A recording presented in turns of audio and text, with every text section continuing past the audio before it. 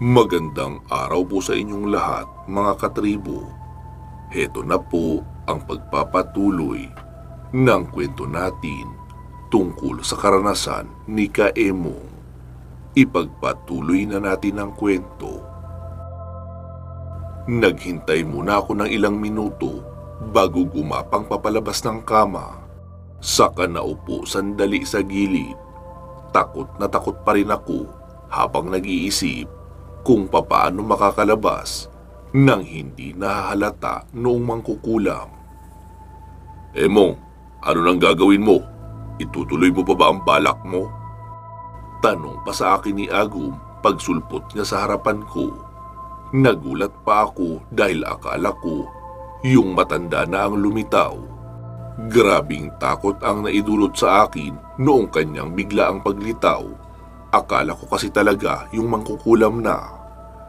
Hindi ko alam. Natatakot na ako, Agum. Ayoko na dito.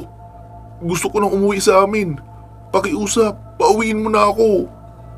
Pagsusumamo ko pa kay Agum, na halos umiiyak na ako sa harapan niya.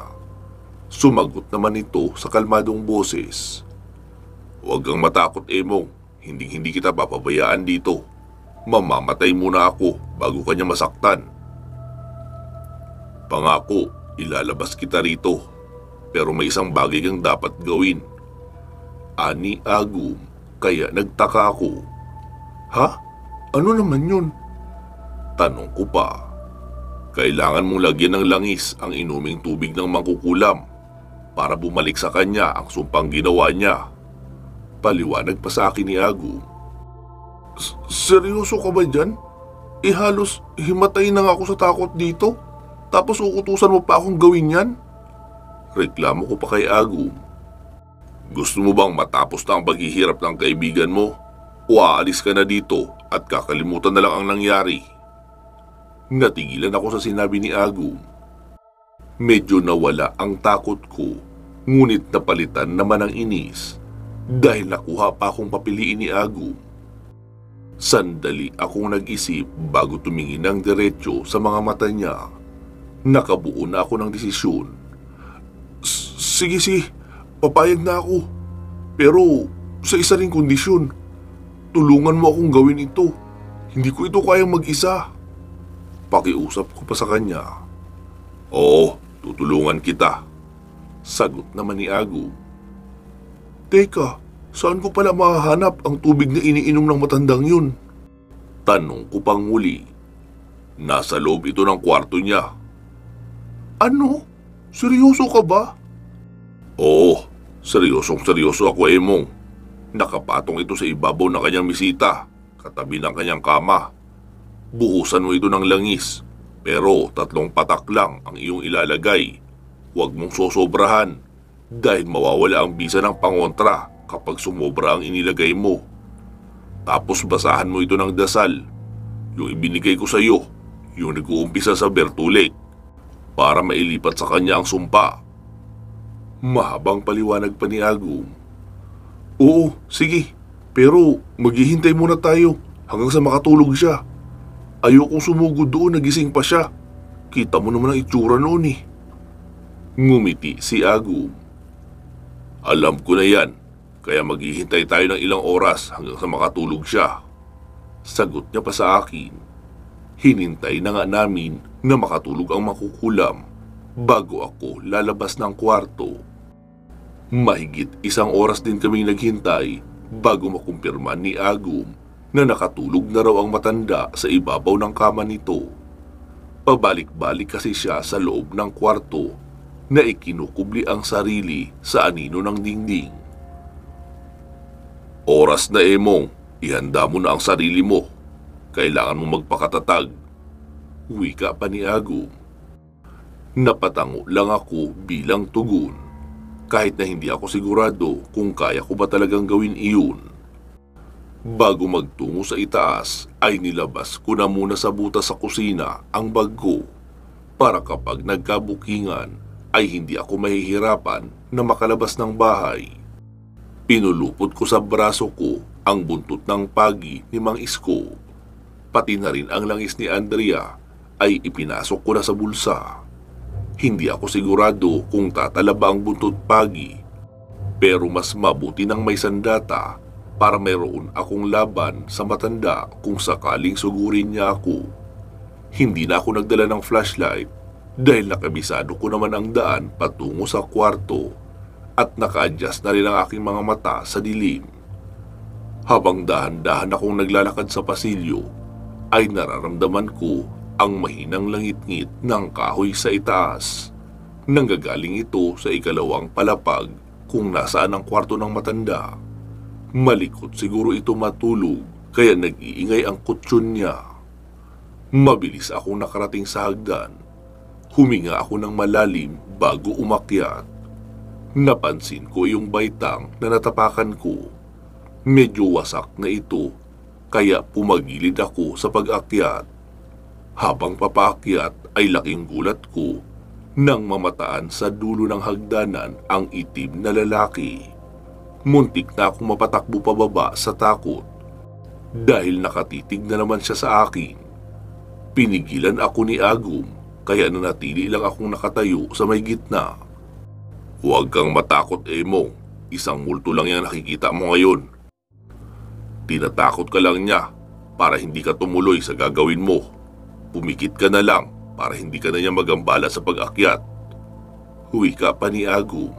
Sumunod naman ako at bahagyang pumikit para hindi ko makita ang nakakatakot na mukha ng lalaki.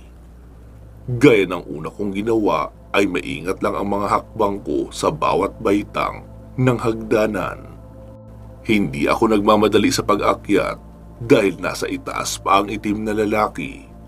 Hinay-hinay lang ang pagpanhik ko. Hanggang sa makarating na ako sa itaas ay nakapikit pa rin ako. Dahan-dahan kong idinilat ang isang mata para silipin ang lalaki. Sa kabutihang palad ay naglaho na iyon kung saan siya kanina nakatayo. Nakahinga ako ng maluwag at nagpatuloy sa paglalakad patungo sa silid ng matanda. Dahan-dahan akong lumapit sa pinto at dahan-dahan na rin pinihit ang seradura.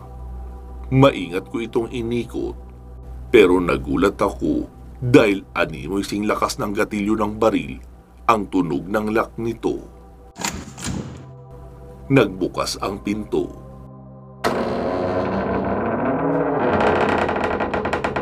Bahagya akong sumilip sa loob at nakita ang mangkukulam na mahimbing ang pagkakatulog sa kanyang kama. Nakatihaya ito sa higaan habang nasa tiyan niya ang kumot. Yung posisyon ng higa niya ay parang nakahiga siya sa loob ng kabaong. Tuwid na tuwid ang katawan, tapos nakapatong ang mga kamay sa bandang puson. Iginala ko ang tingin at maraming bagay akong nakita sa paligid. Mga bagay na alam kong hindi pagmamayari ng matanda. Siguro mga gamit iyon ng mga nabiktima niya na aksidenteng nakapasok sa bahay na iyon at hindi na nakalabas pa ng buhay. Sa patuloy na paglilibot ay umagaw sa paningin ko ang mga buto ng pusa na nakalapag sa ibabaw ng mesita. Nakalatag ito sa plato na nangingitim na sa sobrang dumi. Tapos napansin ko rin ang isang tapayan na nakatayo sa ilalim ng mesita. Kasing laki lang ito ng galon na siyang lagayan ng toyo. Mga 4 na litro siguro ang laman na maaaring magkasya roon. Makikita mo pa rin ang ganoon na binibenta sa merkado dahil swak itong gamitin at hindi agad nasisira ang galon. Pagkalapit ko sa tapayan ay dali-dali ko itong binuksan at pinatakan ng 3 patak ng langis mula sa bote ni Andrea. Kasunod noon ay binasahan ko ng dasal at ibinalik ko na ang takip nito. Pagkatapos ko iyong gawin ay tumunog ang orasan sa ibabaw.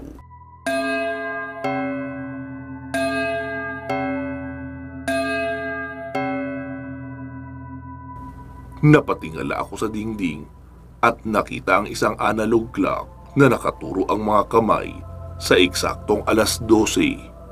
Hindi ko malang namalayan na ilang oras na pala akong nakababad sa bahay na iyon. Mag-iisang minuto rin na nag-alarm ang orasan bago tumigil sa pag-iingay. Maya-maya pa ay biglang gumalaw ang matanda, sabay tumagilid ng higa. Nakaharap itong naka-side view sa akin, kaya halos hindi ako makagalaw sa pwesto ko. Siguro mga 10 pulgada lang ang layo ng agwat ng aming mga mukha. Naka-face to face ito sa akin habang nakapikit ang mga mata. Pinilit kong pigilan ang paghinga ko para hindi tumama ang hangin sa kanyang mukha. Pinagpawisan ako ng malagkit habang dahan-dahang umuusad ng patagilid. Yung porma ng paglalakad ko ay para akong alimango na jumijebs.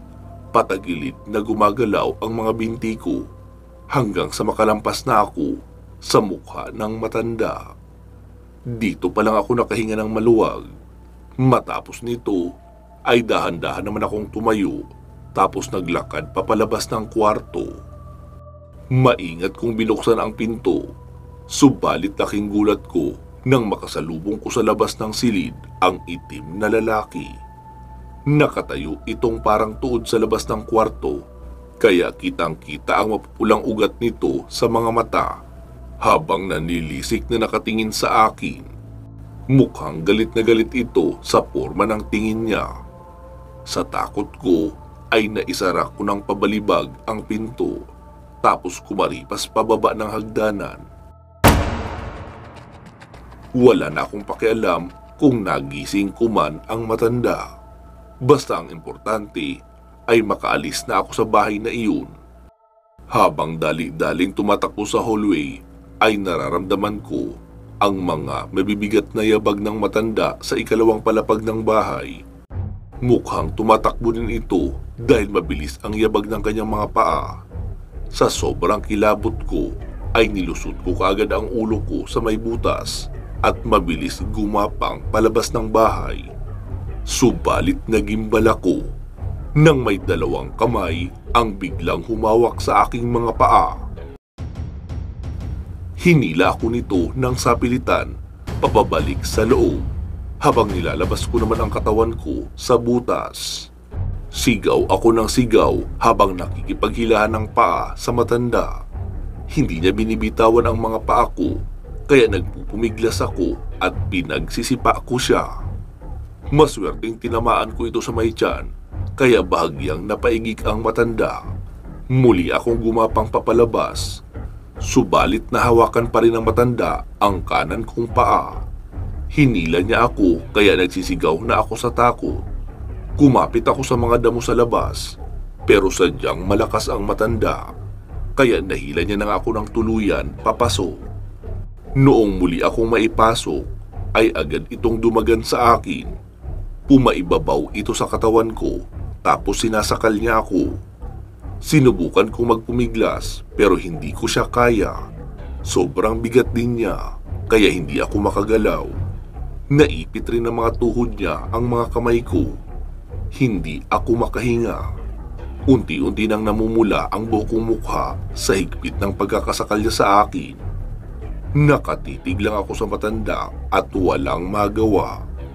Sinusubukan kong tuhudin ito pero hindi rin umubra. Gigil na gigil sa akin ang matanda habang nakasakal pa rin ito. Unti-unti na akong nawawala ng ulirat. Nauubusan na ako ng hangin habang lumilipas ang mga segundo.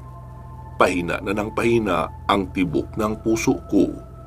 Subalit sa huling sandali ng buhay ko ay biglang sumigaw si Agum sa loob ng isipan ko. Kaya nagising ang kamalayan ko. "Lumaban ka, Emong! Lumaban ka! Gamitin mo ang natutunan mo! Usalin mo yun!"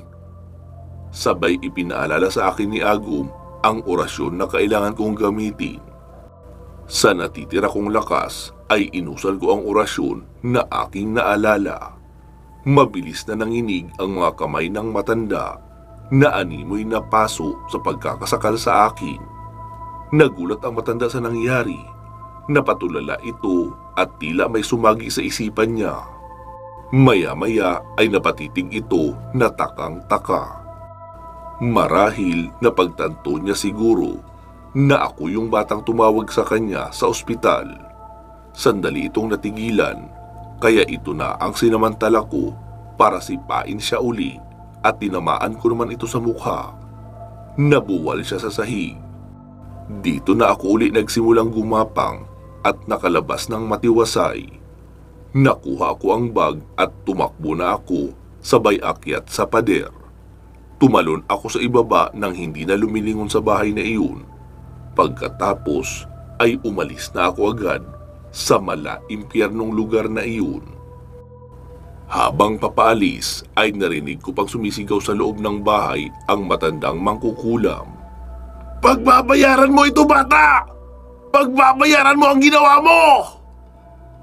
Nakakapangilabot ang sigaw ng matanda. Hindi ko na lang ito pinansin at nagtatakbo na ako pauwi ng bahay. Wala nang dumadaang tricycle sa mga oras na iyon, kaya lakad-takbo na lang ang ginawa ko para makauwi sa amin. Habang tumatakbo ay sinasabayan ako sa pagtakbo ni Agum, pero para itong lumilipad sa ere dahil nakalutang lang ang mga paa niya sa hangin na nakikisabay lang sa bilis ng takbo ko. Ewan ko kung paano niya nagagawa iyon, pero hindi ko na ito binigyan ng pansin. Nagpapatay-sindi ang mga ilaw sa ilang street lights habang binabagtas namin ni Agum ang kahabaan ng kalsada. "Hoy, Agum! Sabi mo tutulungan mo ako. Bakit hinayaan mo lang akong mahila ng buwisit na matandang yun?" Galit na singhal ko pa sa kanya. "Pasensya ka na, Emong. Pinipigilan ko pa kasi sa hagdan yung masamang espiritu para hindi makalapit sa iyo. Kaya hindi agad ako nakababa." Paliwanag pa niya. Kaya napatango na lang ako at nagpatuloy na sa pagtakbo.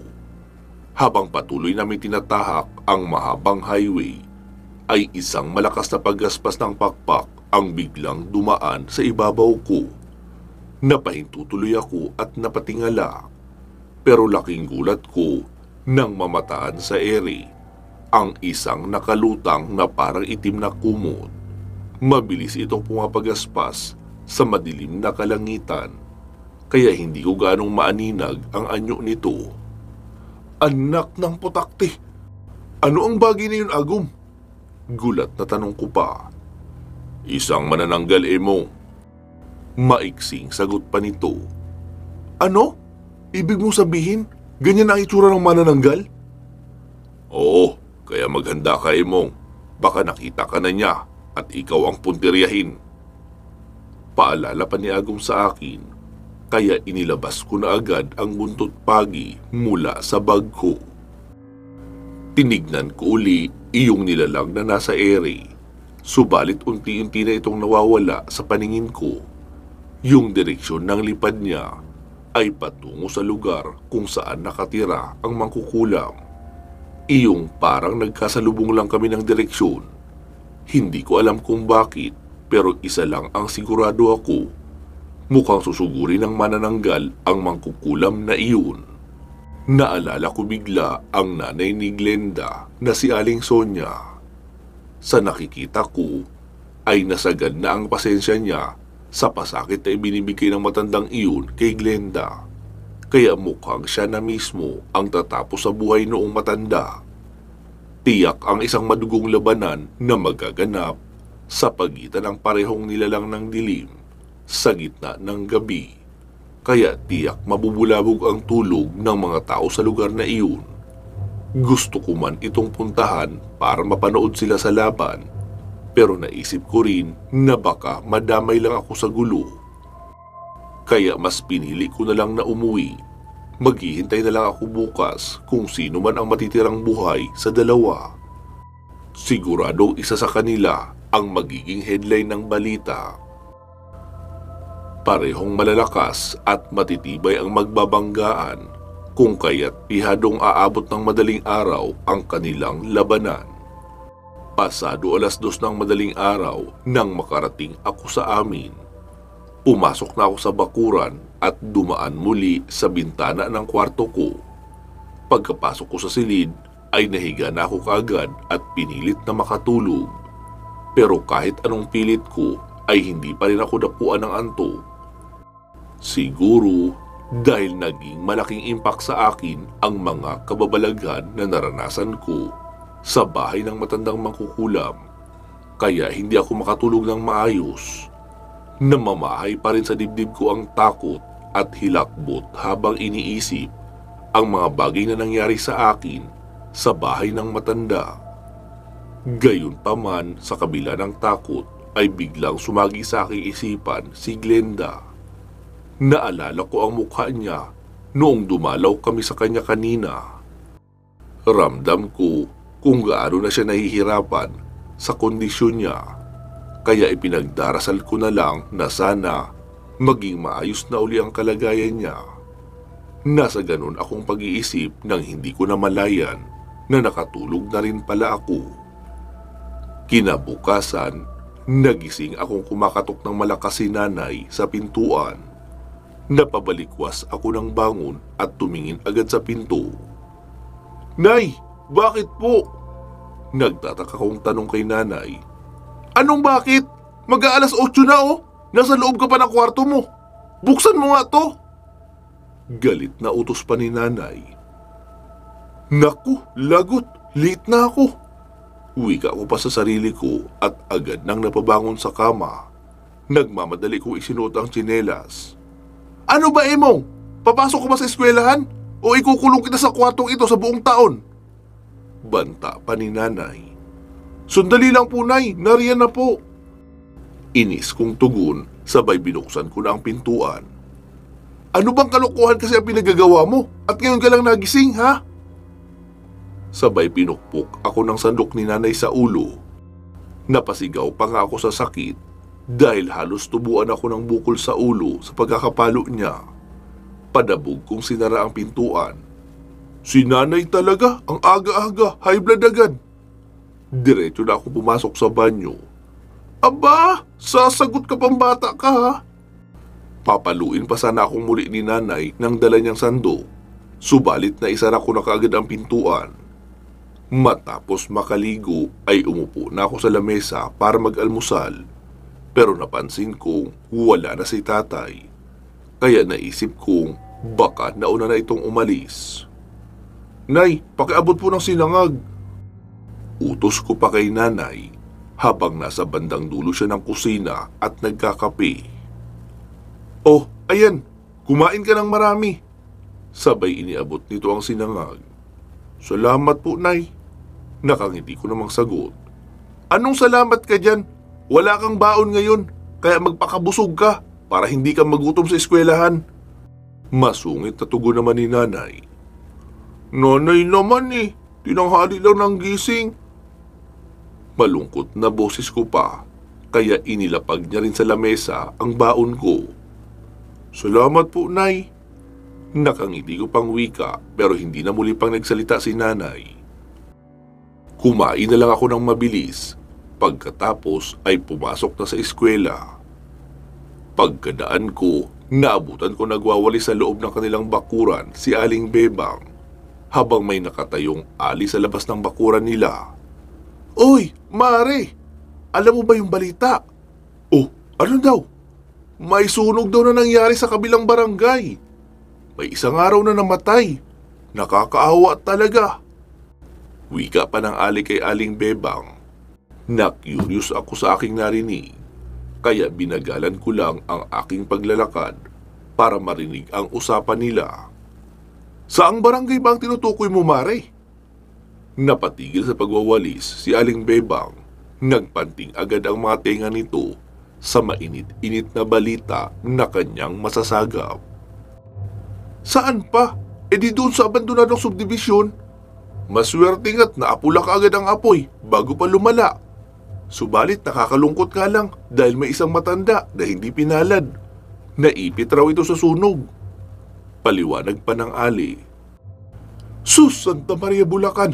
Kawawa naman ang matandang iyon." Wika pa ni Aling Bebang na napasign of the cross pa nga ito. "Oo nga eh." Pailing-iling na sabi naman ng ali. "Ano nga raw ba ang sanhi ng sunog?" Usisa pa ni Aling Bebang. "Hindi ko rin alam, Mare. Pero ayon sa narinig ko sa mga kakumari natin, sa loob daw ng bahay nagsimula ang sunog. Malamang naiwan na kandila iyon o di kaya gasera. Pero hindi rin ako sigurado. Sagot pa ng Ali. Nilagpasan ko na ang dalawang tsismosa. Sapat na ang narinig ko. Bahala na silang magtsismisan kahit abutin pa sila ng hapon. Ang importante, nakakuha na ako ng mahalagang impormasyon na kailangan ko. Mukhang malagim ang naging pagtutuos ng dalawa dahil humantong pa sila sa ganoong trahedya. Hindi ko masabi kung dapat ba akong matuwa sa nangyari dahil away pamilya ang pinag-ugatan ng dalawa. Gantihan nila iyon at sila rin ang naging biktima. Ang mahalaga ay hindi na sila nakadamay pa ng ibang tao kaya naging maayos din ang kinalabasan ng lahat. Pero iniisip ko kung ano kaya ang nangyari kay Aling Sonia matapos ang laban. Na paano kaya ito? Napuruhan din ba siya ng makukulam o nakaligtas siya ng walang galos sa katawan? Ilan lang ito sa mga tanong na gumugulo sa naglilikot kong isipan habang patuloy na naglalakad sa gilid ng daan. Pagkarating ko sa eskwelahan, nasa loob na ng classroom ang teacher namin sa unang subject, kaya naupo na rin ako sa upuan. Sinipat ko ang pwesto ni Glenda pero absent pa rin ito. Napatingin ako kay Lito, ngunit busy ito sa pakikinig ng guro, kaya itinuon ko na lang din ang sarili ko sa klase. Noong sumapit ang recess, ay sabay kaming nagtungo sa kantin ni Lito. Bumili ako ng banana Q tapos isang baso ng buko juice. Ganon din ang binili niya. Habang kumakain, ay naitanong pa sa akin ni Lito kung saan daw ako nagpunta kahapon. Hindi ko sinabi sa kanya ang nangyari, pero kalaunan ay napilit niya rin akong sabihin ito dahil hindi niya ako tinitigilan sa kakakulit at pangungonsensya. Ano pa raw ang silbi ng pagiging partner in crime namin kung maglilihim ako sa kanya? Talaga, Emong? Totoo ba yung sinasabi mo? Nanlalaki pang mga mata ni Lino habang ito ay bumubulong sa akin. Oo nga, sabi. Ano namang mapapala ko kung magsisinungaling ako sa'yo? Mataray ko pang sagot. Pero, grabe kasi. Sobrang nakakatakot yung ginawa mo, Emong. Kung isinama mo siguro ako, baka nagpaiwan na ako sa labas. So, ano pang nangyari pagkatapos noon? Tinulungan ka rin ba ng kaibigan mo, yung malaking tao? Agum ba ang pangalan noon? Sunod-sunod na tanong pa ni Lito sa akin. Oo, malaking tulong ang nagawa niya. Kung hindi nga dahil sa kanya, malamang hindi na ako nakalabas doon ng buhay. Seryoso kong sagot kay Lito. Ang angas din pala magkaroon ng sidekick, no? Nakatulad ni Agum. Pero, ano namang nangyari doon sa mangkukulam? Totoo bang patay na siya? Tanong pang muli ni Lito. Hindi ako sigurado sa bagay na yan. Narinig ko lang din kasi yung sa nanay mo at sa kaibigan niya habang pinag-uusapan nila yung tungkol sa sunog noong napadaan ako sa inyo. Pero sana lang din totoo ang balita para hindi na maghirap pa si Glenda. Nakakaawa ng kalagayan niya eh. Wika ko pa kay Lito. Gustong gusto mo talaga siya, no? Tanong niya pa na tila may kasamang panunodyo habang ito ay nakangisi sa akin. Ha? Ano sinasabi mong gusto-gusto ka dyan? Nagmamalasakit lang naman ako. Tanggi ko pa at namula agad ang mga pisngi ko. Sus, nagmamalasakit lang daw. Kung mag-alala ka sa kanya, daig pa yung ikaw ang mga magulang eh. Talo mo pa yata ang pag-aalala ni Aling Sonia eh. Sambit pa ni Lito kaya hindi na ako nakatiis. Isinubo ko sa kanya ang natirang saging na hawak ko. Tawa pa ng tawa ang loko kahit halos mabulunan na ito. Pero namula naman ako sa hiya dahil aminin ko man o hindi, totoo ang mga sinasabi ni Lito. Mahal ko na nga talaga si Glenda. Hindi na siya mawala sa isip ko simula nang magkagusto ako sa kanya. Kahit sa pagtulog ko at kalagitnaan ng aking panaginip ay siya pa rin ang nakikita ko. Yung maamo niyang mukha at mayuming ngiti ang labis na nagpapabaliw sa akin. Siguro nga baliw na ako sa kanya Dahil kahit wala itong interes sa akin, ay gustong gusto ko pa rin siya. Gusto ko siyang makasabay sa paglalakad kahit saan mang lugar habang magkahawak ang mga kamay. Palagi ko siyang tinatanaw sa malayo, tinitignan ang maganda niyang mukha. At kapag nasa iba ang atensyon niya, ay nagagawa kong magpapansin kahit pinagtatawanan lang ako ng mga kaklase namin. At least kahit man lang doon ay nagawa niya akong pansinin. Hay, mukhang hanggang pangarap na lang siguro ang pag-ibig ko kay Glenda. Kahit anong gawin ko magpapapansin, hindi umuubra dahil wala siyang pagtingin sa akin. Sayang lang, ang ganda ko pa namang lalaki, pero binabaliwala niya lang. Nahihirapan na siyang makahanap ng katulad ko. Mahabang litaniya ko pa sa sarili ko habang nakasalumbaba at nakatingin sa kawalan. Hay, Emong, hanggang kailan ka ba ganyan? Ang pangit mong tignan, no? Kadiri ka, nagmumuni-muni. Wika pa ni Lito. Nahimasmasan ako sa mga sinabi niya. Ha? Ano uling sinabi mo? Kung makapagsalita to, akala mo kung sinong guwapo Galit na sabi ko pa. Huwag mo na kasi siyang isipin. Mapapagod lang yang mapurol mong utak. Bakit di na lang tayo dumayo sa kabilang baryo? Balita ko, may sayawang magaganap doon mamayang gabi. Excited na wika pa ni Lito. Nawala ang inis ko. Akala mo naman makakapasok tayo doon. Minor de edad pa kaya tayo? Nagulat ako nang bigla akong kwelyuhan ni Lito. Alam mo tol, malakas tayo sa mga ganyang bagay. May kakilala ako doon. Papapasukin tayo. Ano? Papayag ka? Saan pa ni Lito na tila nagmumukhang kontrabida ang datingan ng pananalita. Sumang-ayon ako pero pambihira, napatakip ako agad ng ilong. Ano na naman ba yan, Lito Palito? Ano bang kinain mo? Ba't ang baho na naman ang hininga mo? Hindi ka na naman siguro nagsipilyo, no? Nakakapang-init ng ulo yung hininga mo Jerbox ba yan ng tao? Wika ko pa. Sabay inilayo ko ang sarili ko sa kanya. Gumulong naman ang mga mata nito.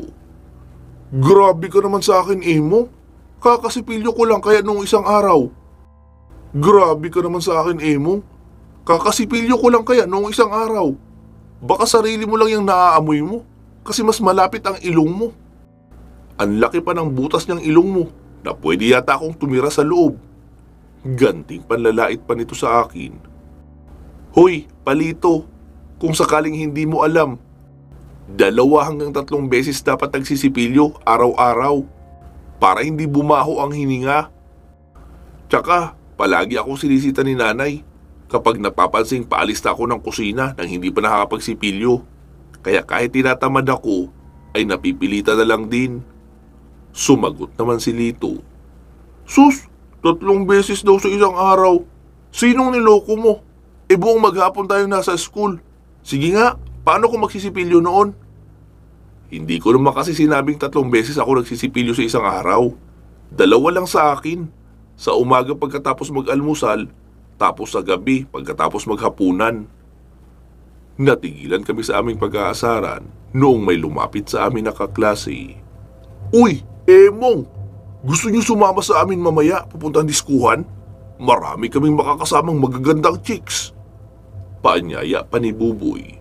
Itong si Buboy ay parang kabaliktaran ni Lito dahil mataba ito at walang ibang alam gawin kundi ang kumain o di kaya ngumuya ng kung ano-anong matatamis habang nasa klase. Kaya malaki ang tiyan niya na parang lobong bumubundat sa tuwing tumatakbo siya. Katulad rin ito ni Lito na mausisa. Si Lito naman ang sumagot sa kanya. Naku, kunyari ka pang chicks ang target mo roon Siguradong pagkain lang din ang aasikasuhin mo pagkarating doon. Napakamot naman ito ng ulo. Pero, pera biro, talagang maraming bebot ang pupunta doon. May mga inimbita rin akong iba.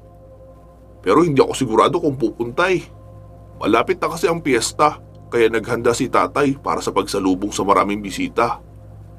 Wika pa ni Buboy. Isang barangay kapitan kasi ang tatay niya sa kanila, kaya untouchable ito sa kanilang lugar. Napaisip naman ako ng ilang saglit at kalaunan ay pumayag na rin ako sa paanyaya nila Lito at Buboy. Sige, sasama ako. Basta siguraduhin nyo lang na may mga bebot doon. Dahil kung hindi, yari kayo talagang dalawa sa akin. Kakalugin ko yung mga utak nyo. Pagbabanta ko pa sa dalawa. Hehehe, pwera biro Emong, meron talaga. Seryoso ako. Sige na, maiwan ko na kayo. Emong, Lito. Iimbitahan ko pa kasi ang iba. Paalam pa ni Buboy habang umaalog-alog ang malabalye ng tiyan nito. Ano, sasama ka talaga? Tanong pa ni Lito. Oo nga, ang kulit mo eh. Narinig mong umuuna ako kay Buboy, di ba? Tama yan, Emong. Para may baling mo naman sa iba yang walang kapag-apag-asa mong pagtingin kay Glenda. Malay mo, makahanap ka doon ng higit pa kay Glenda. Litaniya pa ni Lito sa akin. May punto rin naman siya. Siguro, dapat ko nang kalimutan si Glenda at ibaling sa iba ang kagwapuhan ko. Mas madali pa ako makakamove on kung ganun ang gagawin ko kaysa ipilit ko ang nararamdaman ko para sa kanya. Baka mas lalo lang akong masaktan. Hoy, Lito, samahan mo ako mamaya magpalusot kay nanay para payagan ako. Naku tol, ikaw pa ba? Walang problema. Ako bahala kay auntie. Yakang-yaka ko yun. Nakangiti pang sabi ni Lito. Kumpiyansang-kumpiyansa ito na madali niyang mabibilog ang ulo ng nanay ko. Pero sana lang din talaga makumbinsi niya si nanay. Gusto ko ring mag-enjoy para sa ibang bagay ko naman maibuhos ang panahon ko at matigil kahit panandalian ang pag-iisip ko tungkol kay Glenda. Matapos mag-recess ay bumalik na kami sa classroom. Isang mahabang oras na naman ang ginugol namin sa aralin hanggang matapos ang klase at lumabas na kami ni Lito ng paaralan.